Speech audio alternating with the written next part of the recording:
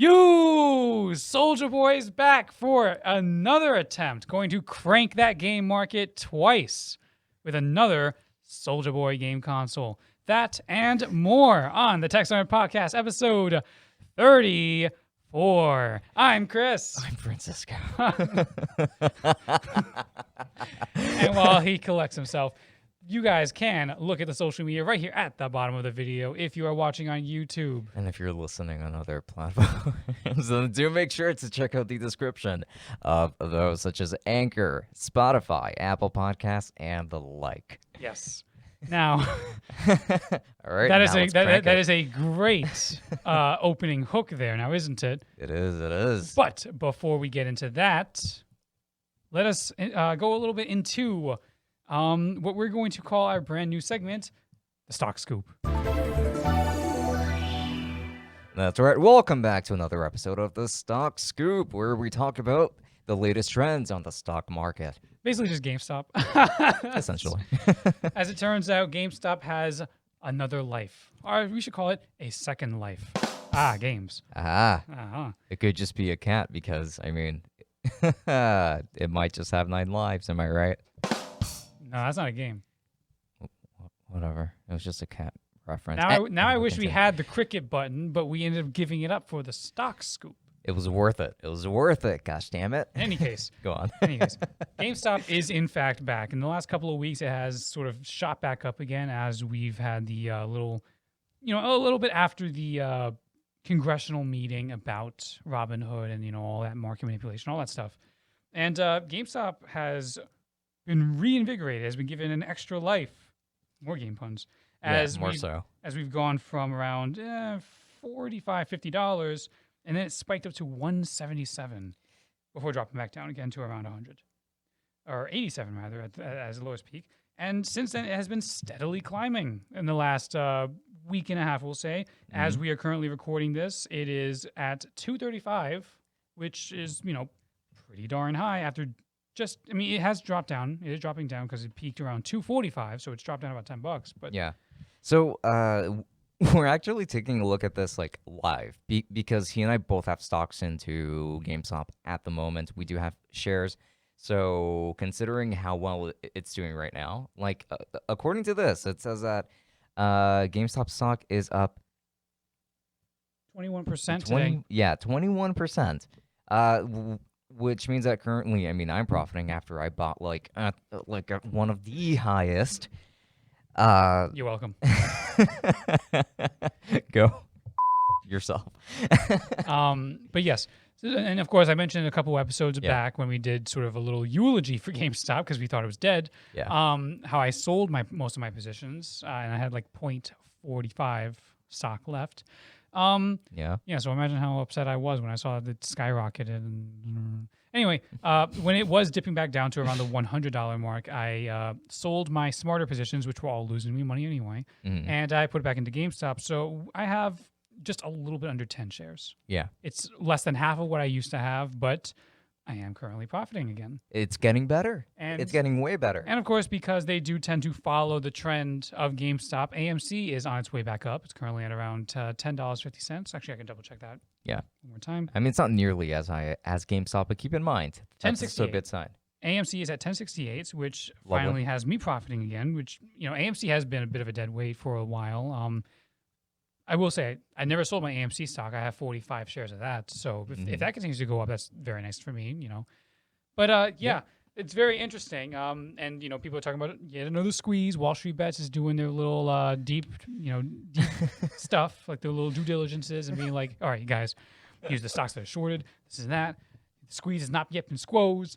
Buy, hold, and the new projected date. And the squeeze has not been squoze, and the new projected date is March 19th, apparently. Okay. We're obviously going to be keeping an eye on that and seeing if this is actually going to be happening because the market was manipulated in the past so that things did not go as expected, calculated. So we are going to be keeping a close eye on this, and hopefully things will actually work out.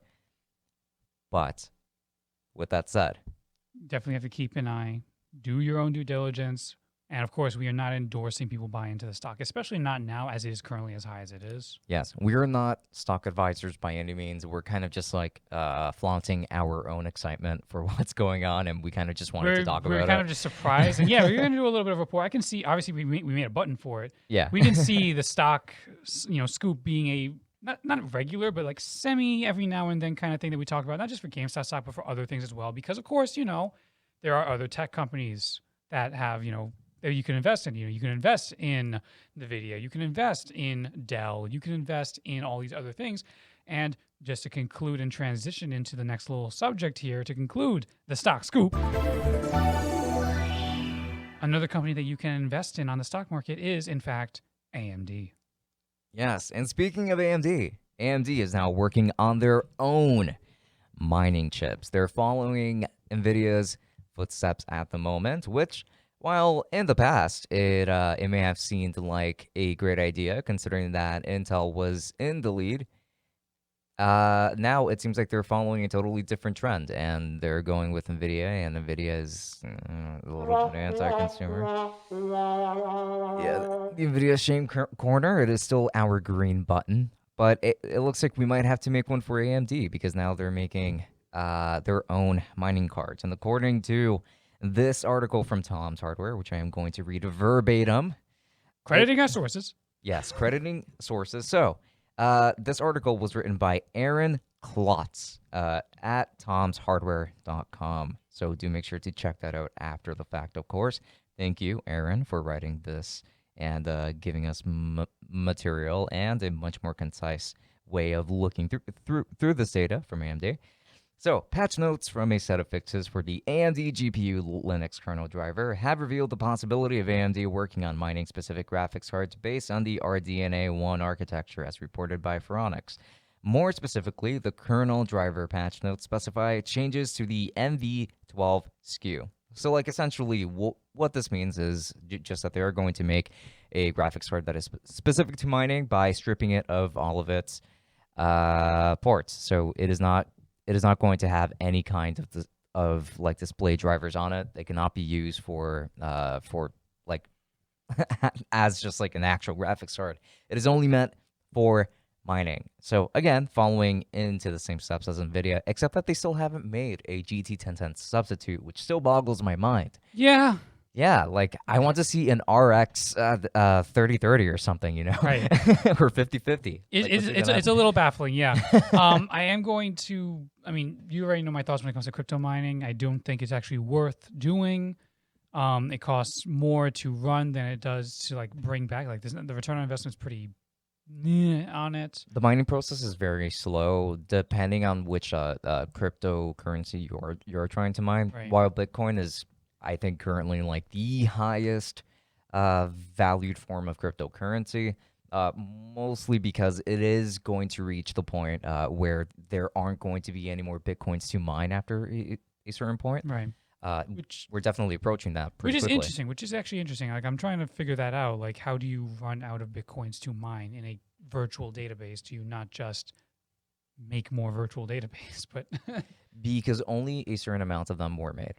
And you're not able to produce more. I mean, granted, that would drop the value down, but like, yeah, I think that I am talking out of my ass right now when I say this, but I think that that the source code for that only belongs to the supposed maker of Bitcoin, which, if I'm not mistaken, his name is just Satoshi.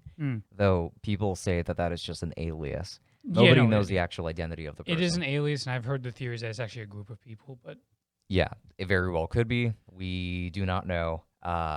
It could just be, again, like, I think it was actually like people in the UK that started like taking charge of that, or like technically taking credit for the development of Bitcoin or its values or something. I'm not exactly sure.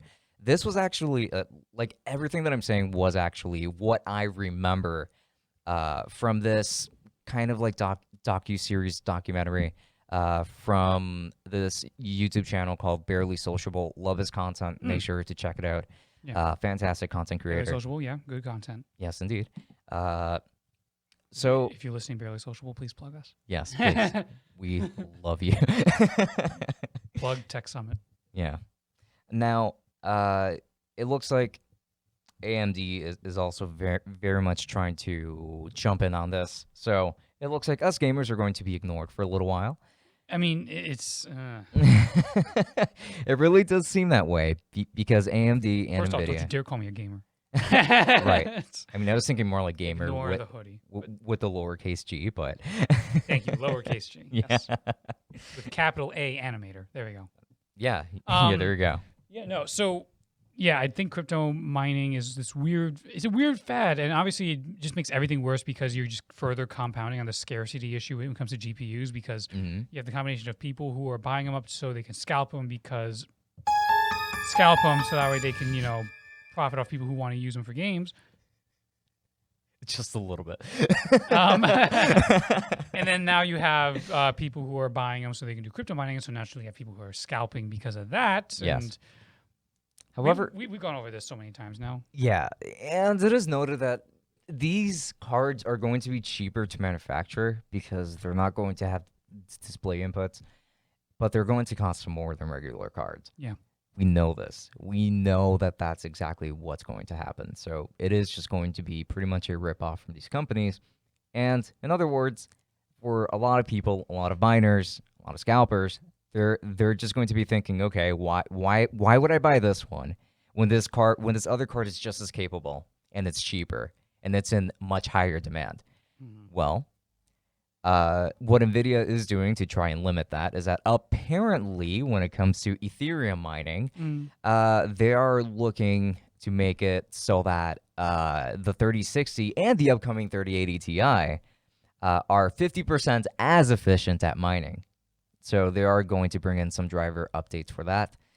But let's see if that actually ends up working out. It may be, but I mean, in general, I don't think this is something you should really be prioritizing. It very much feels like they're sort of hopping a bandwagon because cryptocurrencies on the whole are currently on the way up. No, yeah, they are. I do not believe for a second it's going to plummet back down. It will, as it always does. Now, granted, when it reaches heights, it reaches amazing heights, and when it reaches lows, it's just kind of silly though because cryptocurrency is supposed to be an alternative to current currency. Yeah. Correct? Yes. And yet, and this is why I was talking about Bitcoin, I'm producing more Bitcoin.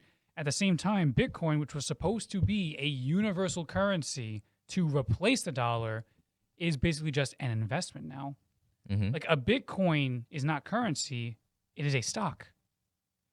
Basically. Yeah. A very highly valued stock. A thing that you invest in, not a thing that you use as a replacement for the dollar. So or the euro or the pound, whatever it may be. Right. So like the original intent of it was just to have an anonymous way of making purchases. Yeah. And stuff. Like it was just for the sake of anonymity. And then the value of this particular currency just ended up going way up to the point where like it just became something that people just wanted to invest into because it was worth investing into. Like it was worth like mining to get your hands on until it wasn't. Now, all of this is going to continue. These brands, NVIDIA and AMD, probably even Intel when their GPU launches at some point. Maybe they're going to want to jump on that bandwagon as well. But it looks like this is going to be something that's going to last a while. So while this is a craze, forget it. Gamers, AMD, gamers with a capital G and lowercase g, two separate categories there. Forget about it. Honestly, these companies are not going to care about us while the value of cryptocurrency is high enough for them to want to capitalize on that. Yeah, they're currently focusing on that particular kind of investment, and whether that investment is really a smart idea or not. I mean, personally, we don't think it very much is, but we could be wrong. Yeah. It's entirely possible we're wrong. There is one particular kind of bad investment, though, that we are very clear on being bad. The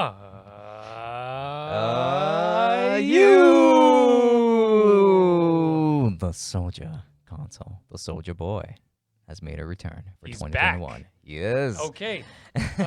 So for the people who in the audience are wondering, what the hell are they on about? The man, the myth, the legend, Soulja Boy has made a return with the Soulja console. I Oh, think. but some people might not even be aware of what we're talking about to begin with entirely. Exactly. So, for those out there who don't know, a couple of years ago, Soulja Boy tried to make a video game console, or a series of video game consoles rather, handheld handheld and actual console. yeah, home console. Yes. They were not called the Soulja Boy, which is just a missed opportunity. I know. What were they called again? It was like Soulja Boy game console or something? What was It was the Soulja. I think it was just the Soulja console. It was just like Soulja something. You did have the Soulja watch because he was selling a couple of other things too. Did he? Yeah. Yeah, like he was he was selling like watches too, like smart watches and stuff. I it mean, was horrible. he's sniffing something if he thinks it's gonna work. Ha. Yeah, he was just repurposing a bunch of like bootlegged products to put it nicely. Yeah, and now he's doing that again. Yes, that's the thing. It failed the first time because a lot of the designs looked very similar to existing consoles. One of them looked almost identical to a PS Vita. There was another one that looked very similar to something else. I'm trying to remember what it was. I think it was just like a Game Boy Advance. Yeah, might be yeah. something like that. Yeah, they're all extremely marked up. They were all Yeah. extremely marked up. Like they were like, what was it, $300 or $400 for these things? I And mean, they've got the Soulja name on it. And yeah, alongside playing Soulja games, it was promising to be able to play all kinds of other systems, including in some cases Switch titles. Yes, apparently that was a claim that he was making, and apparently, like back then, I do remember that he did make a public statement about him trying to get Fortnite actually on there because Fortnite was really popular at the time. I mean, it still is. It's not that popular. It's not peaked as where it used to be a couple of years ago, but Fortnite is still insanely popular. Do not underestimate Fortnite. Yeah. Do not. In this underestimate. podcast, I myself do not condone Fortnite. Right. But- Yeah, I mean, I'm not a Fortnite fan either, but as much as I don't like this particular game either, but I'm looking at Fortnite the same way that I look at League of Legends, in that it might not necessarily be at the forefront of the cultural zeitgeist, but it is still insanely popular. World of Warcraft is also one of those games. Yeah. Even like WoW Vanilla that made a return, I think, 2 years ago. Dota. Yep. Yeah, Dota.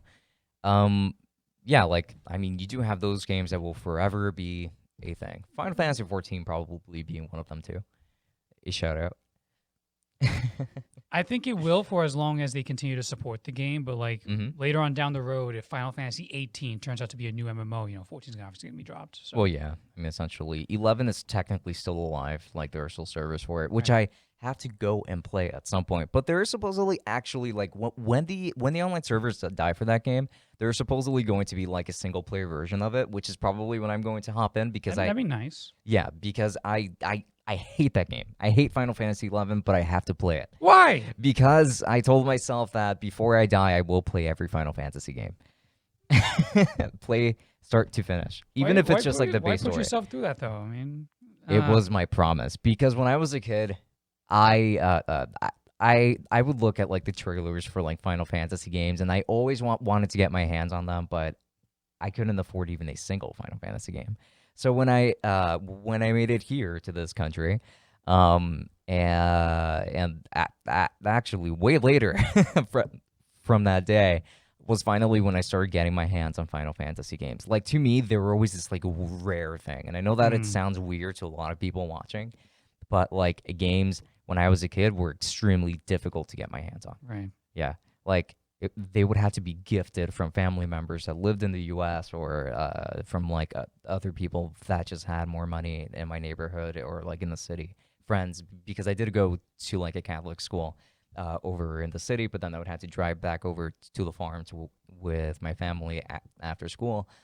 Anyway, too much backstory there. Well, I say we're getting some backstory behind Tech Summit here. Yeah, it turns out it's more like Farm Summit. Yeah. So. I mean, the end thing about the Soulja Boy console, though, is that the original attempt at it was essentially just an emulation machine. Yeah. Similar to something like this, the Anbernic RG351M, not to be mistaken by the Anbernic RG355P, which is the plastic version. Which we briefly mentioned on the last episode of the podcast, and which you are still set to review, correct? Yeah, that review has actually been ready for a while. I just have it scheduled for like middle to end of the month. Okay. Yeah, and then there's going to be a review of this one because it is still a different system in and of itself, but performance is more or less the same. Yes. So Soulja Boy's console was essentially going to be an emulation machine because, correct me if I'm wrong, this can run NES, SNES, Game Boy, Game Boy Advance. Yep. We're gonna say we'll say Sega Saturn. Yeah, Sega Saturn, correct? Yeah. Sega, because I know you showed me Dreamcast on here. Yeah, Dreamcast is the thing. Dreamcast. Nintendo DS, it can even run that at a slower pace. It can run PSP games pretty well. We'll say Atari Jaguar, maybe. It probably could, but I don't think that there's an emulator for it in here specifically. There's the Nintendo 64, there's a Sega Genesis, the Game Gear, yeah. Sega Genesis again, Dreamcast, Neo Geo Pocket, PlayStation, PSP. And favorites. Yeah, favorite. In any case. So the Soulja Boy console was basically promising to be able to play most of all of that. Obviously, maybe not the deeper cuts that nobody knows that much about. Like, I don't think Soulja Boy is probably like, what the hell is a Neo Geo, you know? But yeah, right. No. But what's it called? But like, they were promising to play all that plus 360 plus PS3, and then again, you go promising Switch compatibility for a system that looks essentially this size. Yeah. You know, and his little promotional things, he was showing like, you know, Rise of the Tomb Raider and stuff like that. And it's just like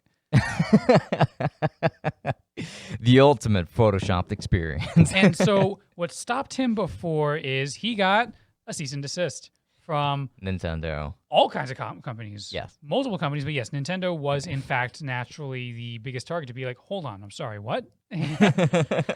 And he was initially not going to back down, and he also threw a bit of a pot shot over at Reggie, trying to claim that he was the reason why he retired or whatever. That's right. And then eventually he backed down, being like, okay, actually, I gotta stop. But yeah, as we've mentioned, 2 years later, he's back. He is. And it looks like he's not learned a single thing, because while he's only posting little teasers of the system, he hasn't on Instagram, of course. Like, you can check it out on Instagram, and also a couple of cryptic messages on Twitter. Yes. We're looking at the console right now, and the console looks like a cheaper Chinese knockoff Xbox One. Yes. 1S to be exact. Okay. Yes. All right. Yeah. The controller get it right. The controller is a DualShock 2. But this one actually works over USB. It is fully wired. But just by looking at the cable, it so blatantly looks like USB 2.0. And the power button is actually just like a blue square button. It's just a PlayStation square button. Yes. I just can't wait to see, like, what cooling system does this have? Is it water cooled? Like, it looks like something that if you open it up, there's like empty space, and then like in the corner, maybe like all the little guts in the motherboard and stuff like that. It's just a Raspberry Pi, I bet. Like, if you lift it up, it's just completely weightless. You could throw it against the wall, and it'll just sort of break into little pieces. You get to put it together as a jigsaw puzzle. It's probably gonna be more fun than whatever it tries to run on there. And yeah, I guess you could say that it might be good enough that in the future he might be able to say that he sold you a console. I'm not letting you press that. All right, fine. I understand. But with that said, do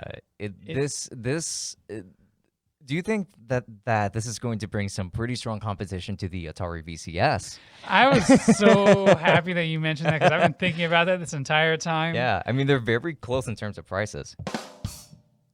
I was waiting for that. Thank you for letting go. Go on. Anyway. To think, I was thinking about holding it there, but I realized, I should probably like do other things with this hand.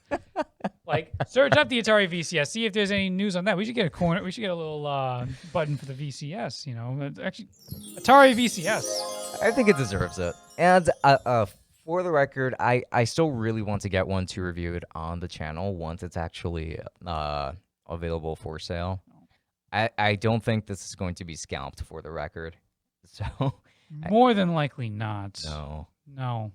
I mean, it does exist.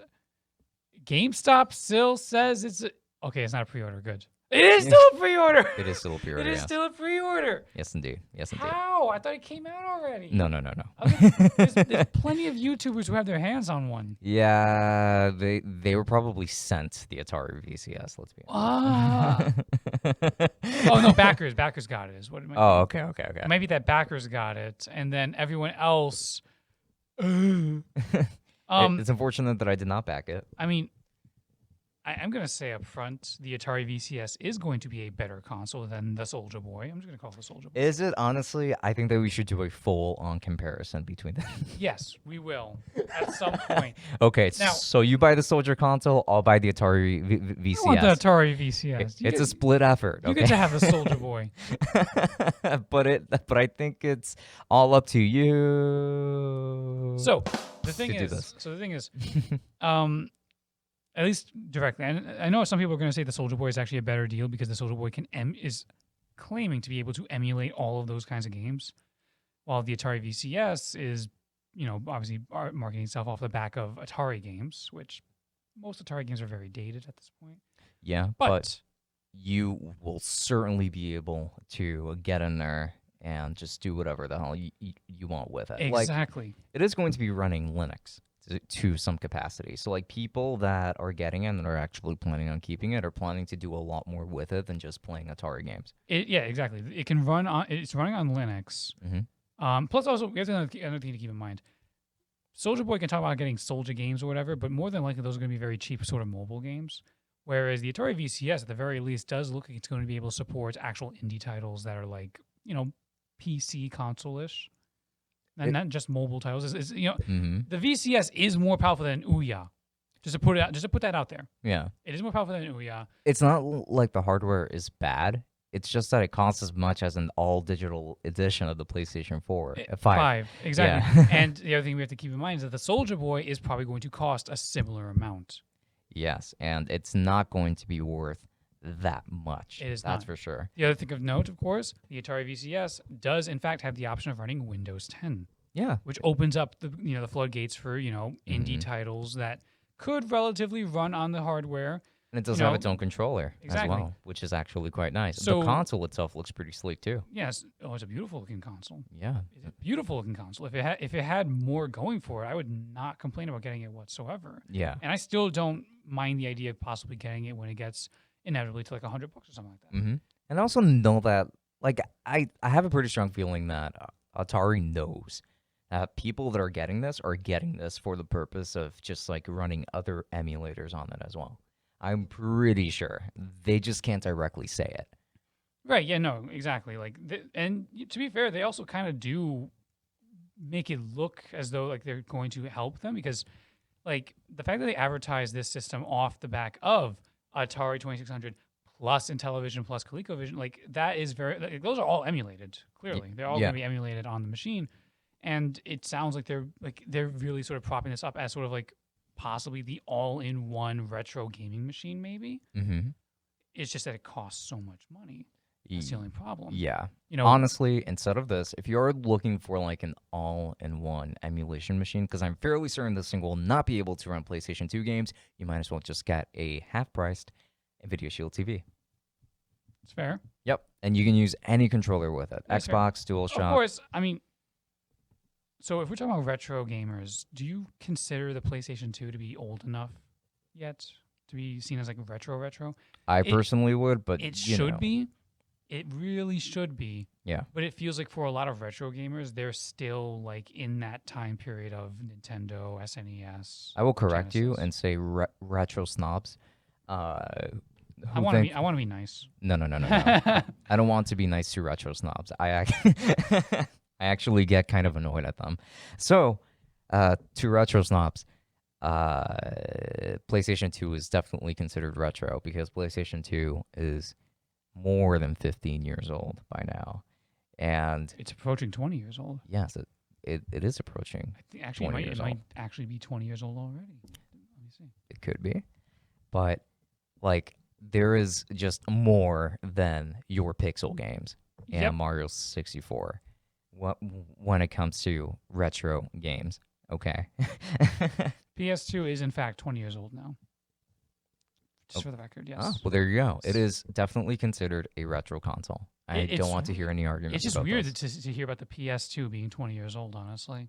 It is. Because the thing It is, does. because you think about PS2, and then you think about like games that aren't actually that don't feel that Mhm. old, like San Andreas, Shadow of the Colossus, Mm-hmm. God of War. Yeah, like we've even gotten remasters recently, like the Final Fantasy X and X-2 remaster on the Switch. Granted, that game got remastered a long time ago for the PlayStation 3 already, Mm-hmm. but like we've still been seeing this game being like brought back up time and time again. Right. And this is originally from the Same- PlayStation 2. It's the same thing. Like it's kind of weird whenever I see retro gamers who are saying that, or they don't say it necessarily, but it does kind of feel almost like they're preparing to say that the PlayStation 1 isn't really retro.